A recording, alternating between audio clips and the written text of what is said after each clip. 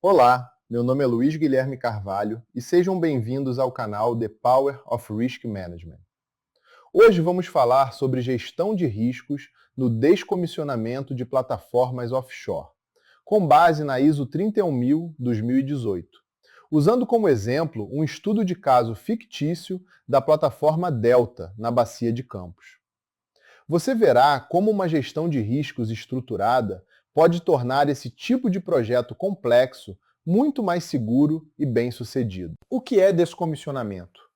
É o processo de encerramento definitivo das operações de uma plataforma offshore, que inclui a desmontagem completa da estrutura e a restauração do ambiente marinho.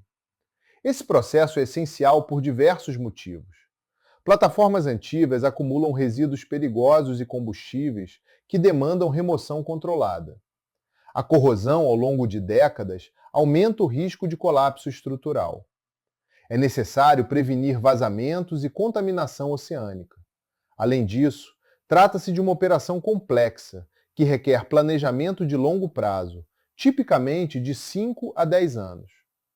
Em nosso estudo de caso fictício, consideramos a plataforma Delta, uma estrutura de 15 mil toneladas, localizada a 150 quilômetros da costa, que operou por 30 anos e será removida em um projeto estimado em 3 anos, destacando a escala e a complexidade dessas iniciativas. Agora vamos falar sobre gestão de riscos. Embora muitos a vejam como algo complexo, na prática é uma proteção inteligente. O processo de identificar, compreender e controlar o que pode dar errado. Pense nisso como a preparação antes de sair de casa. Trancar a porta gerencia o risco de roubo. Levar um guarda-chuva gerencia o risco de chuva. E verificar o combustível gerencia o risco de ficar pelo caminho. O objetivo é simples e essencial: evitar que imprevistos prejudiquem pessoas, causem danos ambientais ou façam o projeto exceder prazos e orçamentos. Os benefícios são evidentes: redução de acidentes, proteção ao meio ambiente, controle de custos e conformidade com leis e regulamentos. A ISO 31000-2018 é um padrão internacional que define as melhores práticas para a gestão de riscos em qualquer tipo de organização ou projeto.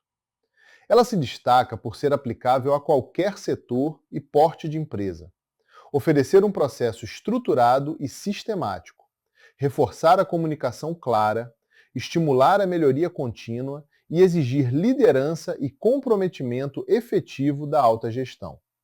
Na indústria offshore, isso é fundamental. O descomissionamento envolve riscos técnicos, ambientais e humanos ocorrendo simultaneamente. A ISO 31000 garante que riscos críticos não sejam ignorados, funcionando como um mapa completo para navegar em um ambiente altamente perigoso. A ISO 31000 é fundamentada em 8 princípios essenciais, que sustentam um sistema de gestão de riscos eficaz e resiliente. Esses princípios estabelecem que a gestão de riscos deve ser integrada às decisões, estruturada e abrangente, personalizada ao contexto da organização e inclusiva, com participação dos stakeholders. Além disso, deve ser dinâmica, baseada na melhor informação disponível, atenta aos fatores humanos e culturais e orientada à melhoria contínua, aprendendo com a experiência por meio do ciclo PDCA. Na sequência, vamos detalhar como cada um desses princípios é aplicado, na prática, ao projeto Delta. O primeiro princípio é a integração. A gestão de riscos não funciona de forma isolada. Ela faz parte da tomada de decisão em todos os níveis e áreas da organização. Na prática, isso significa que a responsabilidade pelos riscos é compartilhada. Engenharia, segurança, meio ambiente e planejamento consideram riscos em cada decisão, incorporando essa análise aos processos operacionais e à cultura organizacional. No projeto Delta, a integração acontece quando a engenharia avalia riscos de estabilidade na sequência de remoção, a segurança analisa riscos de acidentes fatais, o meio ambiente controla riscos de vazamento de óleo e o cronograma planeja contingências para atrasos climáticos. Todos atuam de forma coordenada, com riscos no centro das decisões. O segundo princípio é que a gestão de riscos deve ser estruturada e abrangente, seguindo uma abordagem sistemática, com diretrizes e procedimentos claros. Na prática, isso significa ter processos definidos e documentados, critérios comuns para avaliação, responsabilidades bem estabelecidas e resultados consistentes e confiáveis para toda a organização. No projeto Delta, esse princípio é aplicado por meio de uma matriz de riscos padronizada, com escalas únicas de probabilidade e impacto, workshops estruturados e checklists para identificação de riscos, critérios claros de aceitabilidade e documentação sistemática de todos os riscos, análises e decisões. O terceiro princípio é a personalização. A gestão de riscos deve ser adaptada ao contexto específico de cada organização e projeto. Não existe solução única para todos. Isso significa considerar o contexto interno e externo, o nível de complexidade, os objetivos do projeto, as exigências regulatórias e a estratégia organizacional, sempre alinhada à cultura da empresa. No projeto Delta, essa personalização ocorre ao considerar o ambiente offshore, com riscos típicos como tempestades e corrosão, a regulamentação brasileira, incluindo a ANP e IBAMA, a escala do projeto, estimada em 400 milhões de dólares e 24 meses, e os objetivos estratégicos relacionados à segurança, ao meio ambiente e à reputação corporativa. O quarto princípio é a inclusão. A gestão de riscos deve envolver os stakeholders e ser transparente, considerando diferentes visões e promovendo comunicação clara. Na prática, isso significa participação de partes interessadas internas e externas, valorização do conhecimento especializado, linguagem acessível e decisões bem justificadas. No projeto Delta, esse princípio é aplicado por meio de workshops multidisciplinares com engenharia, operação, meio ambiente e segurança, comunicação clara para que os operadores compreendam riscos e controles, engajamento das comunidades locais sobre riscos ambientais e transparência nas decisões, com justificativas documentadas para cada escolha de gestão de riscos. O quinto princípio é a dinamicidade. A gestão de riscos deve responder continuamente às mudanças do contexto, de forma antecipatória. Isso significa reconhecer que riscos surgem, evoluem e desaparecem ao longo do projeto, exigindo monitoramento contínuo, revisão de premissas e identificação constante de novos riscos. No projeto Delta, esse princípio se materializa em ajustes diários do plano conforme condições climáticas, reavaliações imediatas diante de novas informações, como corrosão inesperada, adaptação a mudanças regulatórias e incorporação de lições aprendidas, onde quase acidentes geram ações preventivas. O sexto princípio é a melhor informação disponível. A gestão de riscos utiliza os melhores dados acessíveis no momento, mesmo sabendo que a informação nunca será completa.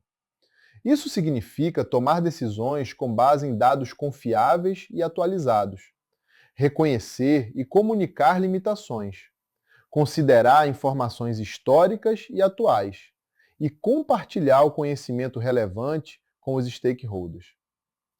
No projeto Delta, esse princípio é aplicado por meio de inspeções estruturais com mergulhadores, uso de dados históricos de projetos semelhantes, consulta a especialistas com experiência prática e transparência sobre incertezas, deixando claro o que é conhecido e o que ainda não é. O sétimo princípio trata dos fatores humanos e culturais.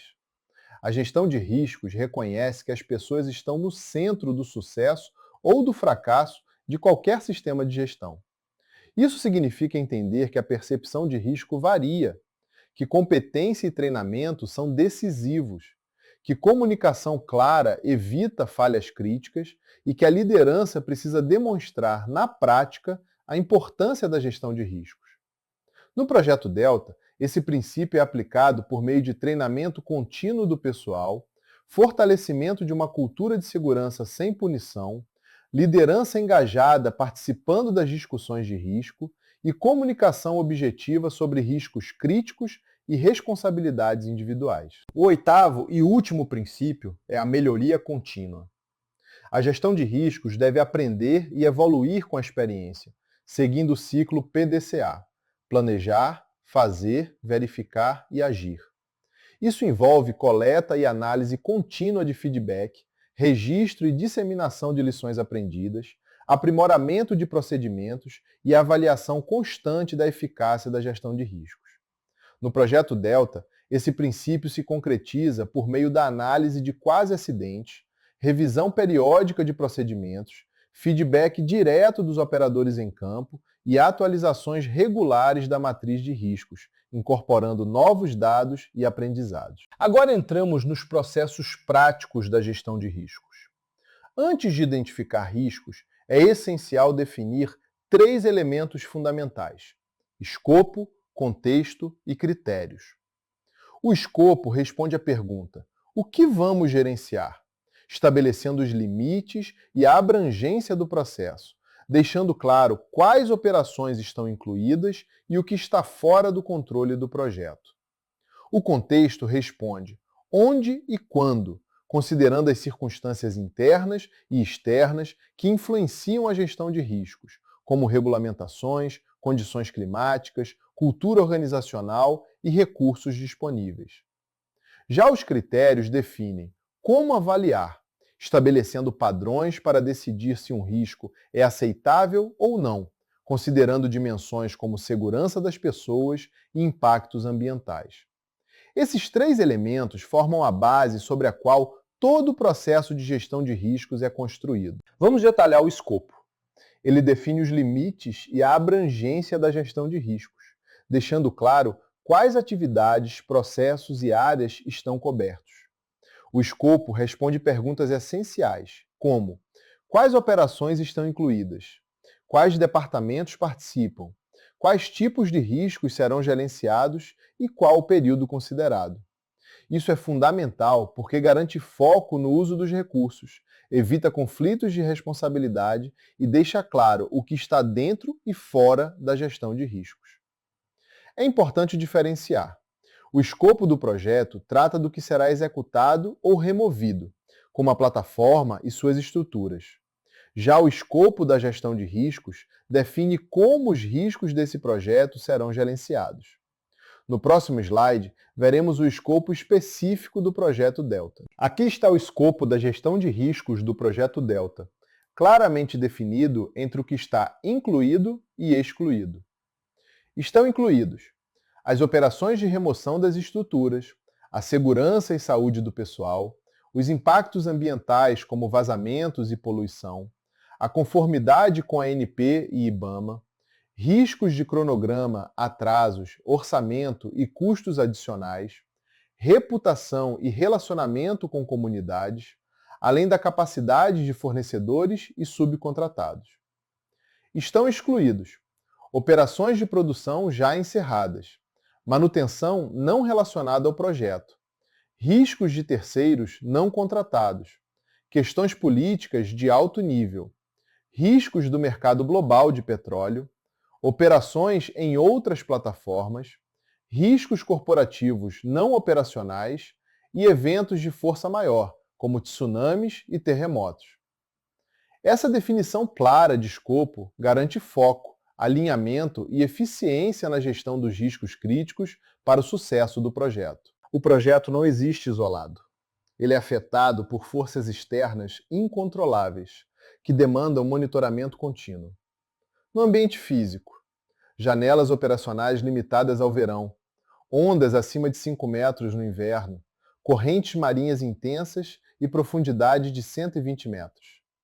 No regulatório, exigências rigorosas, como a Resolução ANP 817/2020, licenciamento ambiental do IBAMA, normas da Marinha do Brasil e convenções internacionais. No social, comunidades pesqueiras a 40 quilômetros, expectativa de empregos locais, pressão de ONGs ambientais e demanda por transparência total. No econômico, variações cambiais entre dólar e real, altos custos de navios especializados, flutuações no preço do aço para sucata e oferta limitada de fornecedores qualificados. O impacto é direto. Ignorar esses fatores pode paralisar o projeto ou comprometer seriamente o orçamento. Agora vamos analisar objetivamente o que a organização pode executar internamente e onde precisa de apoio para mitigar riscos. Entre as forças, destacam-se a engenharia sênior, com cerca de 20 anos de experiência offshore, a saúde financeira sólida, com orçamento aprovado sem comprometer a segurança, e a cultura de segurança consolidada, com histórico recente, sem acidente com afastamento. Por outro lado, há limitações relevantes. É o primeiro projeto de descomissionamento da empresa. Sistemas de TI legados que dificultam análises em tempo real e equipe reduzida, insuficiente para supervisão contínua. Diante disso, a decisão estratégica foi contratar uma consultoria especializada em descomissionamento para apoiar planejamento e execução, transformando uma limitação em vantagem competitiva via parceria. Para evitar decisões subjetivas do tipo "eu acho que é seguro", definimos critérios claros de aceitabilidade antes do início das operações. Se um risco ultrapassar esses limites, ele é inaceitável e precisa ser tratado imediatamente. Em segurança humana, o limite é zero fatalidade. Nenhuma atividade prossegue se houver risco real de morte ou incapacidade permanente. E a taxa de ferimentos leves deve permanecer abaixo de 0,5 por milhão de horas trabalhadas. Em meio ambiente, o critério é zero vazamento ao mar. Qualquer derramamento superior a 1 barril é inaceitável e exige paralisação imediata e revisão completa do plano. No aspecto financeiro, o desvio máximo aceitável é de 10%. O custo final não pode ultrapassar o orçamento aprovado de 450 milhões de dólares sem nova aprovação da diretoria. Quanto à reputação, não é aceitável mídia negativa nacional. Reclamações locais podem ocorrer, desde que tratadas rapidamente e com transparência. Aqui temos a matriz de avaliação de riscos, a principal ferramenta visual para classificar cada risco identificado. Ela cruza probabilidade, no eixo vertical, de muito baixa a muito alta, com consequência, no eixo horizontal, de insignificante a catastrófica. O nível de risco resulta da combinação entre probabilidade e consequência. A matriz define 4 níveis de ação. O risco extremo, em vermelho escuro, é intolerável e exige paralisação imediata da atividade. O risco alto, em laranja, é indesejável e só pode prosseguir com a aprovação da diretoria e medidas robustas de mitigação. O risco médio, em amarelo, é aceitável com controles adequados e monitoramento contínuo. Já o risco baixo, em verde, é aceitável e gerenciado por procedimentos de rotina. Essa matriz garante que toda a organização avalie riscos de forma consistente, objetiva e padronizada. Vamos ver um exemplo de risco crítico, a falha de grua.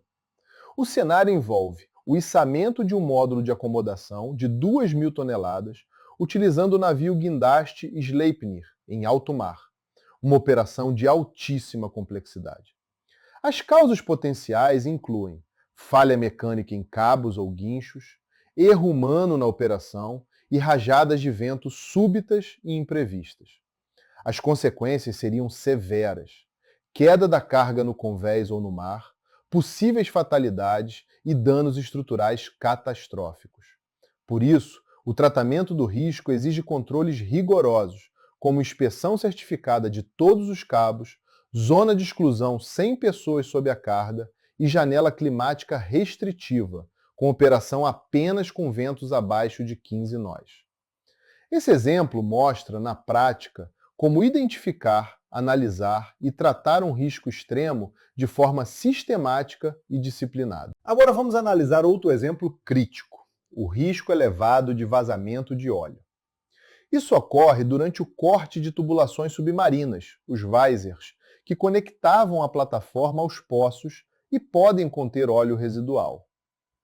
Causas potenciais incluem limpeza inadequada das linhas, falha de válvulas antigas e corrosão interna não detectada em inspeções. As consequências são graves: danos à fauna marinha, multas ambientais milionárias, prejuízo reputacional significativo e paralisação imediata do projeto. O tratamento exige controles rigorosos, como limpeza com menos de 20 partes por milhão de óleo, instalação de barreiras de contenção preventivas e manutenção de navio de resposta a emergências em prontidão 24 horas.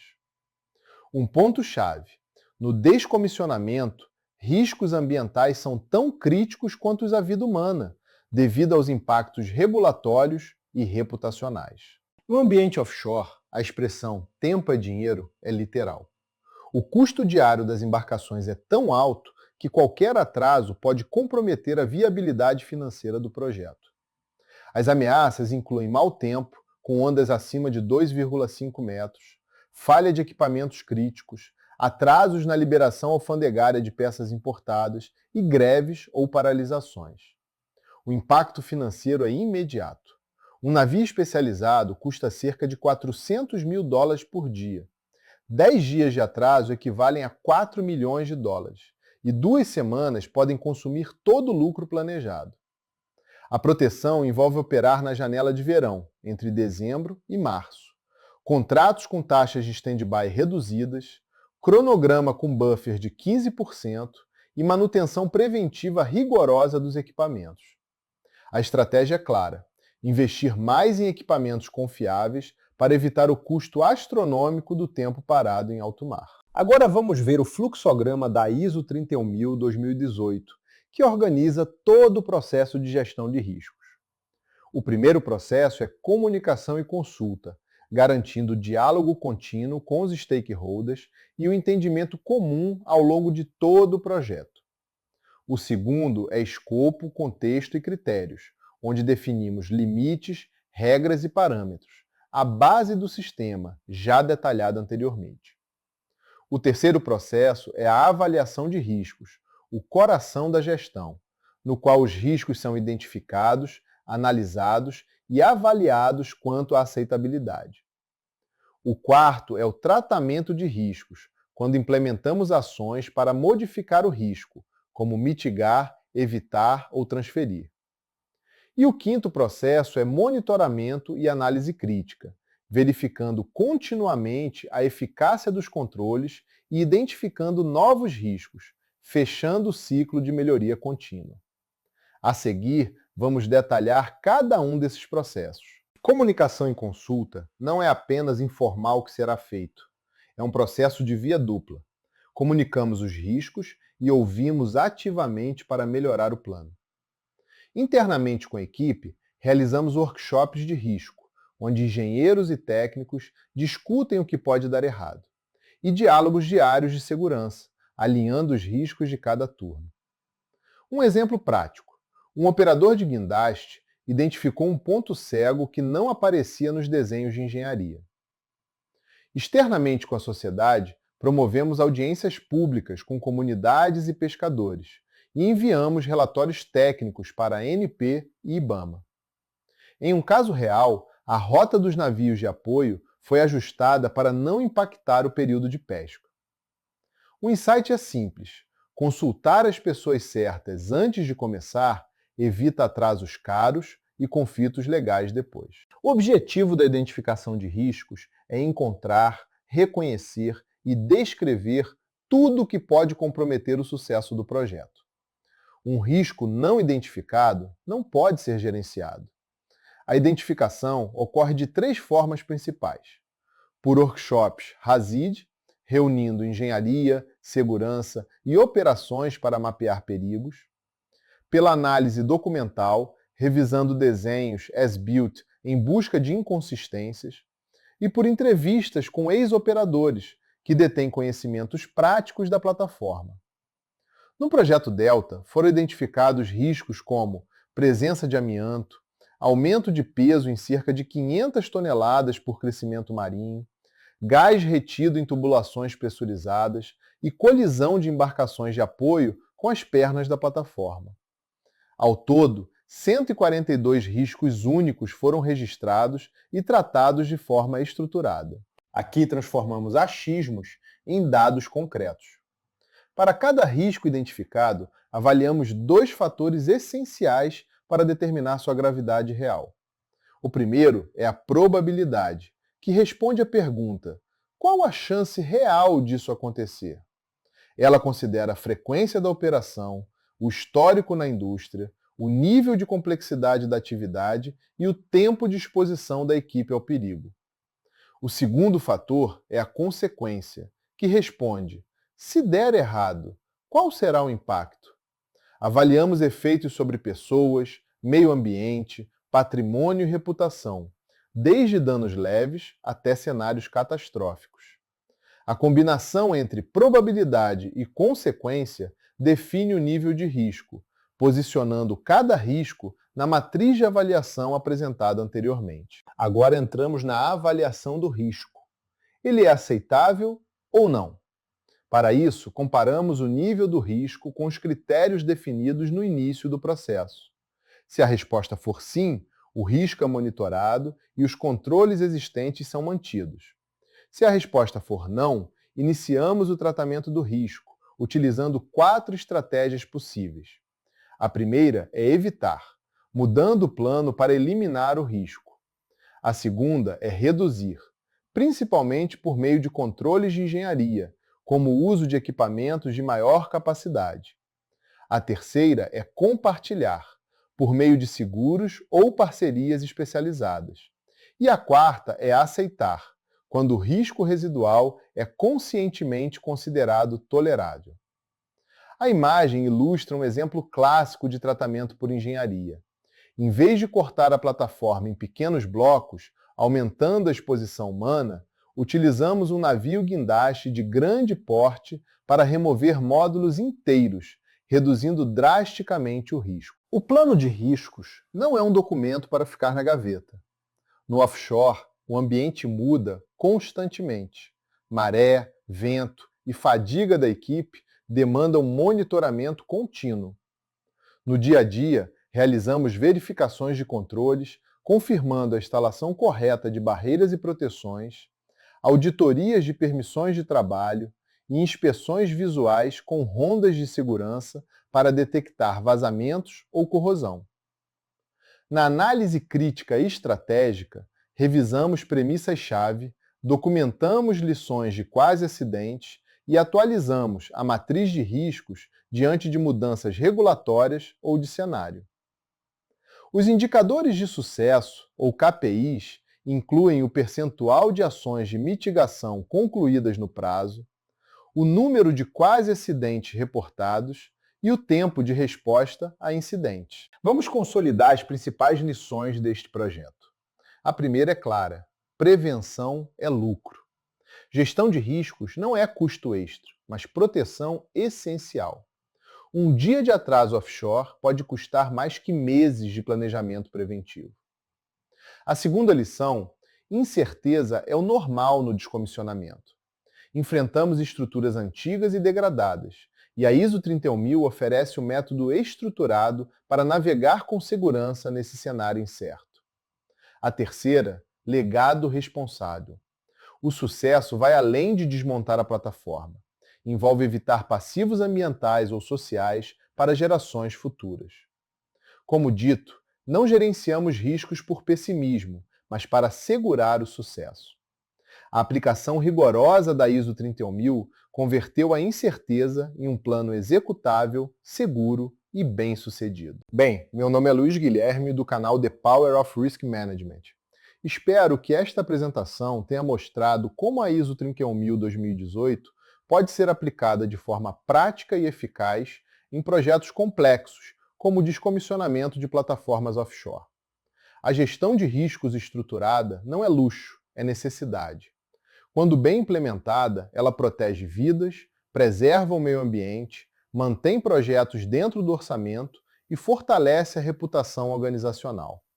Fico à disposição para esclarecer dúvidas sobre a aplicação da ISO 31000.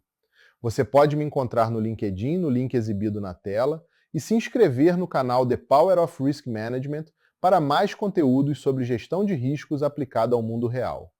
Muito obrigado pela atenção e até a próxima.